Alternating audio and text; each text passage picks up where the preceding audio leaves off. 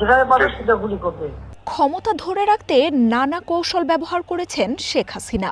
রাষ্ট্রীয় বিভিন্ন বাহিনী, প্রশাসনের কর্তা এবং দলের নেতাদের সঙ্গে যোগাযোগের জন্য তিনি ব্যবহার করতেন 50টির বেশি phone. Over 50 mobile phones, she was still recorded. এসব ফোনের অনেক রেকর্ড মুছে ফেলা হয়েছে, তারপরও বেশ কিছু গুরুত্বপূর্ণ রেকর্ড থেকে গেছে, যা এবার উঠে এলো কাতার ভিত্তিক গণমাধ্যম আল জাজিরার অনুসন্ধানে। আমার নির্দেশনা দেওয়া আছে, ওপেন নির্দেশনা দিয়ে দিচ্ছে। এখন লেখা লিখবেন, ব্যবহার করবে, যেখানে পাবে সেটা গুলি করবে। নিজের শাসন টিকিয়ে রাখতে শেখ হাসিনা গড়ে তুলেছিলেন নিজস্ব চেইন অব কমান্ড। আন্দোলন দমনে সরাসরি মারণাস্ত্র ব্যবহারের নির্দেশও দিয়েছিলেন তিনি। আন্দোলনকারীদের মারতে হেলিকপ্টার থেকে গুলির নির্দেশ দিয়েছেন, এমন ফোন কল রেকর্ডও বেরিয়েছে।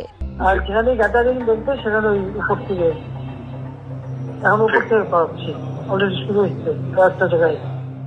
আন্তর্জাতিক অপরাধ ট্রাইব্যুনালের চিফ প্রসিকিউটর তাজুল ইসলাম বলছেন, শেখ হাসিনার ক্ষমতার দম্ভ এতটাই ছিল যে স্পষ্ট গুলির নির্দেশ দিয়েও তা ফাঁস হওয়ার ভয় পাননি তিনি। বরং কল যে রেকর্ড হচ্ছে সেটি জেনেও তিনি বলেছেন সমস্যা নেই। And the reply was from the Prime Minister, yes, I know it is being recorded, no problem. নিজের ফোন ব্যবহার করে শেখ হাসিনা কথা বলেছেন দলের লোকদের সাথে, নির্দেশ দিয়েছেন প্রশাসনে থাকা ব্যক্তিদের। আইন শৃঙ্খলা বাহিনীর কাছেও নির্দেশনা গেছে তার ব্যক্তিগত ফোন থেকেই।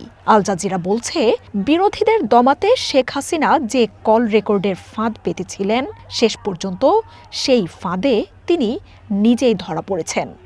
সেনাপ্রধানের সাথে কথা বলছি, ওরা রেডি থাকে, ঠিক আছে, সবগুলিকে অ্যারেস্ট করতে বলছি রাখতে। না, ওটা বলা হয়েছে, ওটা র্যাব, জিএফআই সবাইকে বলা হয়েছে যে যেখান থেকে টেকাটা পারবো ধরে ফেলবে। মার্জিয়া উপমা, ওয়ান নিউজ।